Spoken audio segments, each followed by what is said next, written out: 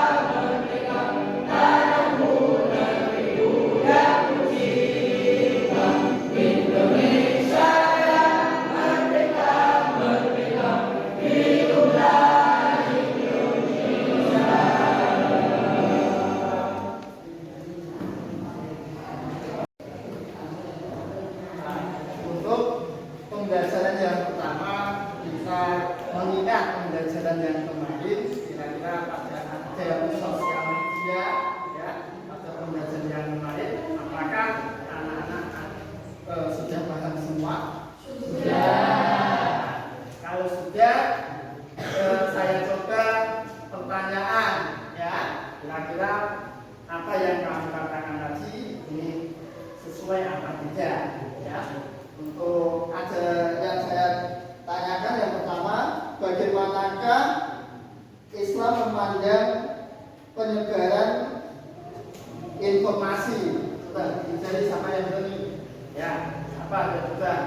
Islam sangat banyak menekankan pembinaan budaya klarifikasi sebelum menyebarkan informasi dalam GS Al-Quran ayat 6. Allah memerintahkan kaum muslimin untuk memeriksa berita yang dibawa oleh orang fasik atau tidak berdasarkan fitnah atau menyesatkan orang lain. Menyebarkan berita bahwa bisa merusak keberlangsungan masyarakat dan keberlangsungan dosa. Oke, bagus. Kira-kira jawabannya benar atau salah? Benar. Oke, yang selanjutnya pertanyaan kedua, apakah boleh menampilkan kehidupan pribadi? Coba siapa yang berani? Bisa.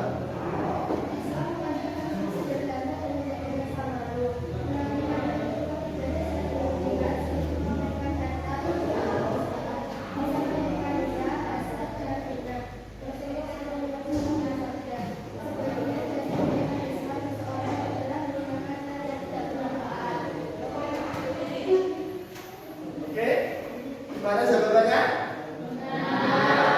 Lagi. Yang terakhir saya kasih pertanyaan, ya.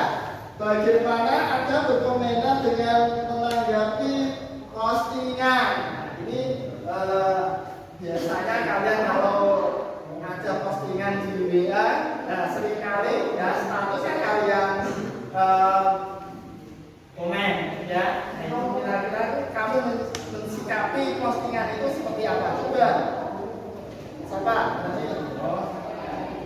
Islam mengajarkan perkataan baik atau diam dalam bersosial media ini berlaku saat berkomentar. Bahwa tidak menyakitkan dan tidak menimbulkan kebencian, mencaci, menghina atau mempermalukan orang lain di kolom komentar termasuk dosa dan bertentangan dengan akhlak Islam. Lisan dan tulisan kita akan dipertanggungjawabkan di akhirat. Ya, Mas Alfa. Intinya Islam itu mengajarkan kita berbicara baik, ya. Nah, ini pelajaran yang kemarin kalian sudah paham semua. Kita akan melanjutkan ke bab selanjutnya, yaitu adab pergaulan remaja menurut Islam. Untuk melanjutkan pembelajaran yang kemarin, pada pagi ini kita akan mempelajari adab pergaulan remaja menurut Islam. Kira-kira kalian tahu tidak adab pergaulan remaja itu seperti apa? Adab pergaulan. Untuk mengetahui adab pergaulan, ya, pergaulan remaja menurut Islam adalah cara bergaul dengan sopan. Ya, kita harus bergaul dengan sopan. Kita sebagai orang Islam, ya, kita bergaul dengan sopan. Kalau lewat di depan orang tua, ya harus kita jangan harus jelas jalannya kita. Apalagi kalian jalan di depan bapak, ibu atau guru, ya harus sopan. Adabnya gimana? Ketika kalian jalan di depan orang tua, kalau kamu sedang berhadapan dengan seorang guru, ya, misalnya kamu datang ke rumahnya bapak ibu guru, kalau kamu keluar, adabnya gimana? Kamu jalannya itulah adab. Tapi selama ini apa yang kalian lakukan ini pasti tidak sesuai, ya kan? Ya sesuai. Saya tunggu kamu jalan aja seakan-akan kamu tidak tahu siapa yang kalian lewati. Ini adab sopan santun. Sesuai dengan sesuai tuntutan ajaran Allah dan Rasulullah. Nah, remaja diharapkan tetap menjaga kehormatan diri. Ya, saat ini kalian baru menginjak masa remaja.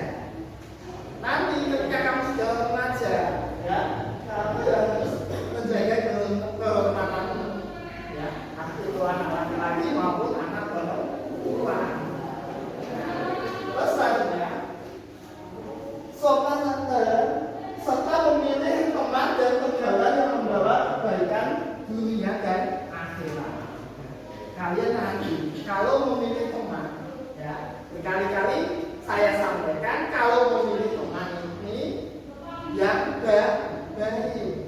Ketika kalian memilih teman, ya, tapi pergaulannya tidak baik, nah, kira-kira kamu akan mengikuti atau tidak? Pasti mengikuti, karena pergaulan ini akan membawa kita ke kehidupan sehari-hari. Ya, ini adab dan remaja. Selanjutnya, nah, adab pergaulan remaja ini menurut Islam ini ada 6 komponen. Ya, yang pertama ini adabnya sopan santun. Ya, kita harus memiliki sopan santun, terus mengerti dan memahami. Ya, kalau sopan santun ya kita jalan ini saya sudah sampaikan, kalau mau lewat orang tua, teman atau teman sebaya yang harus memiliki kata sopan santun. Nanti saya jelaskan dulu, silakan ada keterangannya. Memahami, mengerti dan memahami. Kita sebagai teman harus memahami dan mengerti. Nah, kira-kira kalian ini kalau koncone bisa mengerti dan memahami apa saja. Nah, contohnya, ketika temanmu memiliki masalah, nah, nok surai apa nok bantu. Nah, ini. Ya. Padahal yang namanya teman, menurut Islam harus bisa memahami dan mengerti. Yo, masalah apa? Dikasih solusi. Memahami ketika dia balik kesusahan, ya kita harus bantu. Ini memahami dan mengerti. Yang selanjutnya mengajak ke arah kebaikan.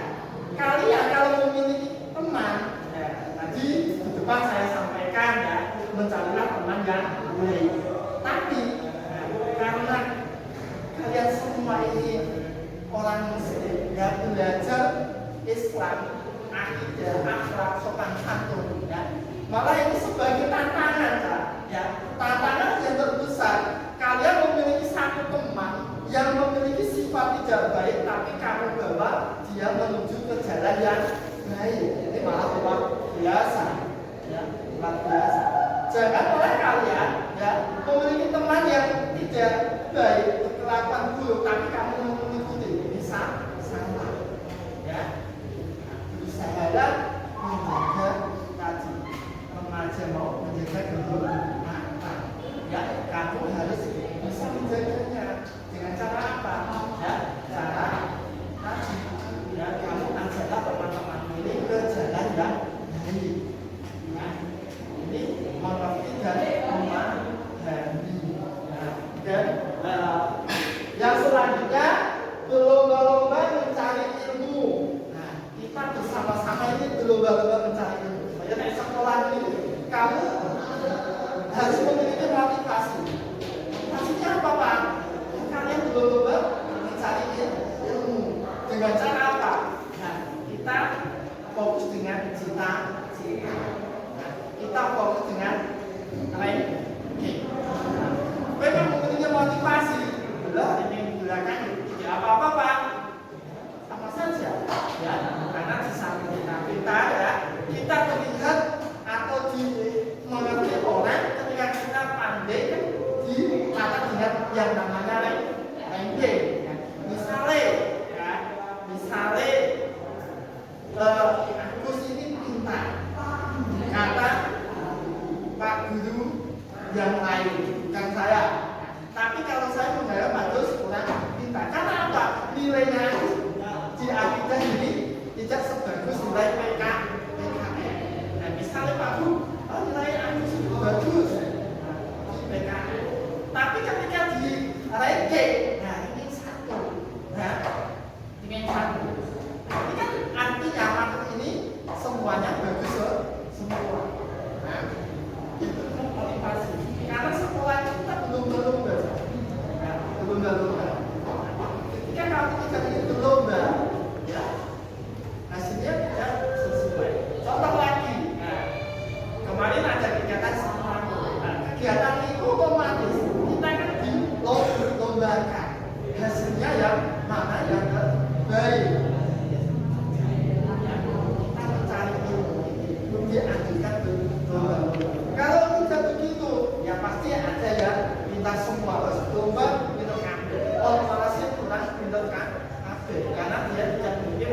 masjid untuk berlomba.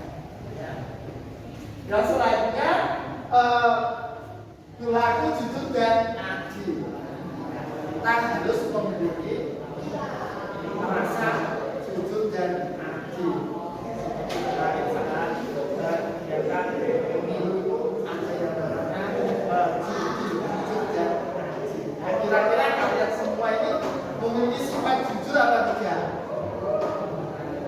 Memiliki sifat adil apa tidak? Harus ya, harus memiliki sifat jujur dan adil. Nah, jangan kira kalian contohnya minta iuran sama bapak ibu di rumah, ya, yang seharusnya iuran ini uang yang digunakan untuk kegiatan 10.000. Nah, karena kamu memiliki sifat yang tidak jujur, kamu minta uang 15.000. Nah, ini sesuatu yang tidak jujur. Adilnya gimana? Ya, adilnya kita saat ada kegiatan kelas, kita harus membagi kegiatan ini secara adil. Kabeh kan sampai jika itu tugas, ya, kabeh kayak tugas.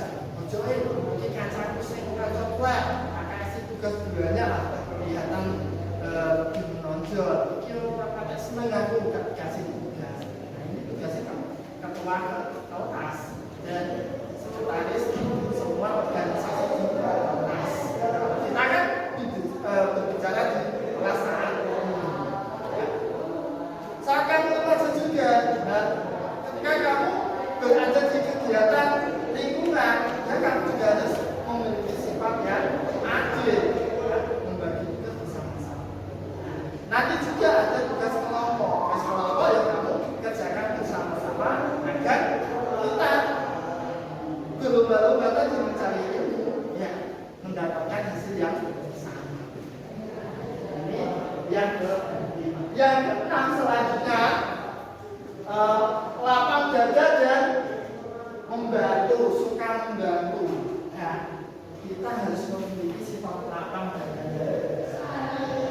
Suka membantu. Lapang dada ya tujuannya uang. Kita harus bisa menerima dan suka membantu. Nah, kamu suka membantu atau tidak? Kayak tadi contohnya tiket, tiket yang real tadi ya. Berarti dia bisa memiliki sifat lapang dada. Loh, ngerti nek hari ini tiketnya tapi tidak mau membersihkan kelas. Ya, ini lapang dada. Oke, selanjutnya ini yang pertama tadi menjaga sopan santun, adab yang pertama, ya. Meskipun sesama remaja dalam pergaulan tetap menjaga, nah, menjaga sopan santun dalam bertindak bertutur kata, sikap dan cermin. Nah, kita ini memiliki cermin dan sopan santun yang baik. Selanjutnya mengerti dan memahami, sikap mengerti dan memahami perlu dibiasakan dalam pergaulan remaja. Ketika kita sebagai remaja, ya, yuk, nanti kita bergaul dengan selanjutnya, ya, perilaku menyimpang dalam pergaulan remaja. Nah, perilaku yang menyimpang contohnya pacaran bebas. Oh, siapa? Nah, pacaran bebas. Kita menjadi remaja Muslim atau remaja Islam, kita tidak diperbolehkan untuk pacaran bebas, ya, bukan boleh. Nah, kalian sudah menginjak remaja, artinya sudah tahu batas-batasannya. Pak, misalnya menyentuh tangannya boleh atau tidak? Boleh atau tidak? Oh, oke. Tidak boleh karena bukan miliknya. Apalagi yang lain. Ya boleh, ya. Hati-hati kalian sebagai remaja, ya, tidak boleh berpacaran.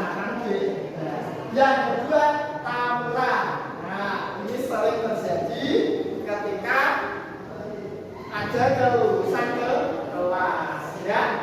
Contohnya Pak kemarin ya di salah satu kabupaten Pati ya, anak SMK dan SMK ya merayakan perpisahan ya, merayakan kelulusan dia tahunan.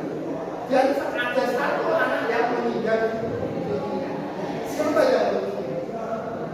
Guru kita dan orang tua. Lu disekolahake ya, sekolahake lulus hadapan orang tua, nanti bisa melanjutkan ke pendidikan yang lebih tinggi. Tapi apa nyatanya? Ya, dia meninggal saat itu. Makanya kalian sebagai remaja ya harus bisa berpikir positif ya, jangan sampai ada tanggungan ya, atau sampai anak ini tidak diperbolehkan ya. Dan selanjutnya mengkonsumsi minuman keras atau narkoba dan minum minuman keras. Pasti di antara kalian ini pasti ada yang sudah pernah minum minuman keras. Nah, perilaku menyimpang dalam perjalanan remaja. Ini tidak boleh, ya, tidak boleh mengkonsumsi minuman keras dan melanggar aturan agama dan sosial. Ya, di sekolahan dibiasakan sholat duha. Nah, kalian tidak melaksanakan berarti kalian tidak melanggar aturan agama yang ada di sekolah. Ya. Jadi untuk melanjutkan saya berikan contoh perilaku yang menyimpang sesuai dengan materi adab pergaulan remaja menurut Islam. Ya. Kalau anak-anak memperhatikan semua. Maka kalian menemukan suatu perilaku yang menyimpang, seperti terlambat datang ke sekolah, melanggar peraturan lalu lintas, atau sekedar mengutip buah di halaman rumah tetangga. Pada kesempatan kali ini, kita akan membahas secara ringkas mengenai apa itu perilaku menyimpang dan sikap antisosial di lingkungan masyarakat.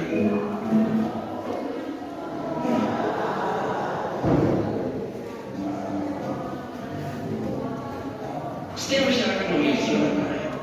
Norma adalah ukuran mengenai perilaku yang dianggap baik dan bernilai di mata masyarakat. Yang meski begitu, tidak semua orang turut dan melaksanakan norma-norma yang berlaku di masyarakat. Hal inilah yang disebut dengan perilaku yang menyimpang.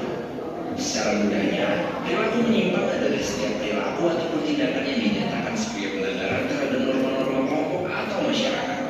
Di dalam masyarakat, suatu norma yang terjalin dan berlaku disebut juga dengan deviation. Setelah video yang kamu lihat tadi, ya, kira-kira anak-anak bisa menyimpulkan beberapa dari video tadi apa tidak? Bisa ya? Nah, bisa.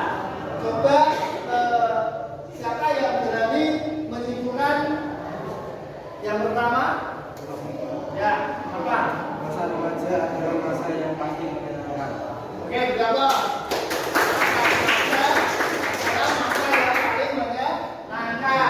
Siapa lagi yang boleh menyimpulkan? Ya, jadi Remaja berusia dari umur 17 tahun sampai 30 tahun. oke. Nah, remaja itu ya usianya dari berapa? 17 tahun. Berarti kalian masih semi remaja, betul Pak? Punya. Oke, yang selanjutnya siapa lagi? Oke. Perilaku menyimpang remaja tidak semua terwujud. Ini anak-anak sudah saya kasih soal untuk kegiatan kelompok, silakan dikerjakan bersama-sama. Nah, saya kasih waktu 5 menit dari sekarang.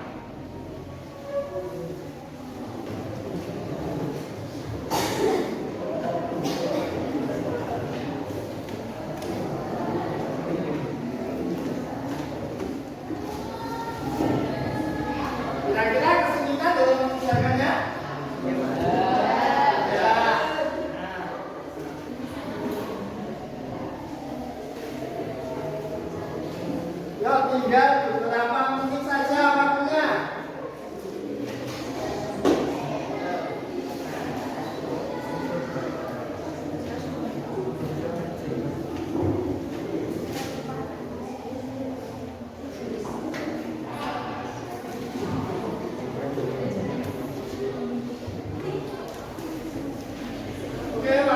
lagi, silakan kelompok 1 maju mempresentasikan apa yang sudah dikerjakan dan kelompok yang lain untuk menyimaknya. Silakan kelompok 1 maju. Kelompok 1.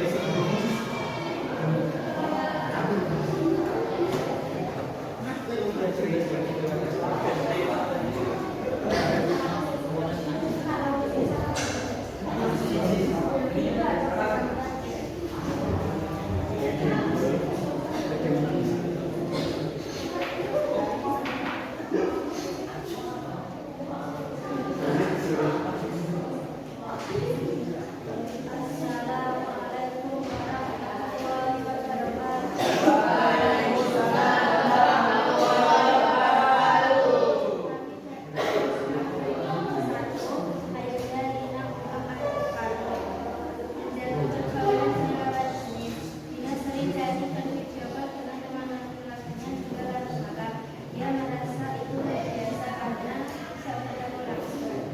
Satu, dalam Islam, menjaga batas pergaulan dalam majelis adalah menjaga kehormatan diri.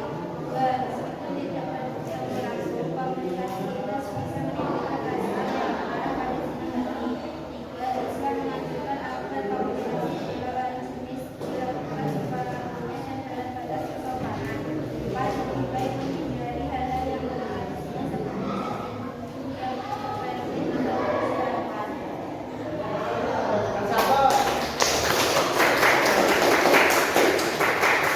Jadi kelompok 1 udah bagus ya? Kan? Kita lanjutkan kelompok 2. Ya, kelompok 2.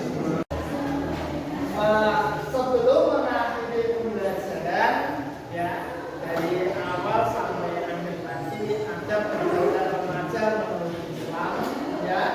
Kita harus yang mengalami ya, dari tugas itu pertanyaan ya. Untuk selanjutnya sebelum saya akhiri ini menyimpulkan ya, kesimpulannya adalah remaja itu adalah masa emas ya. Kalian untuk emas ya, emasnya itu ya. Ketika kalian menjadi anak yang pintar ya, kalian akan menjadi kebanggaan negara ya. Makanya kalian dianjurkan memiliki sopan santun, karakter yang baik ya, hindarkan dari kegiatan-kegiatan yang bertentangan dengan agama ya. Inilah masa-masa remaja di mana kalian harus memiliki adab dan perilaku yang baik ya. Sekian pembelajaran pada hari ini. Jika dari awal sampai akhir translate ada kesalahan kata, mohon maaf yang sebesar-besarnya ya. Saya akhiri. Wassalamualaikum warahmatullahi wabarakatuh.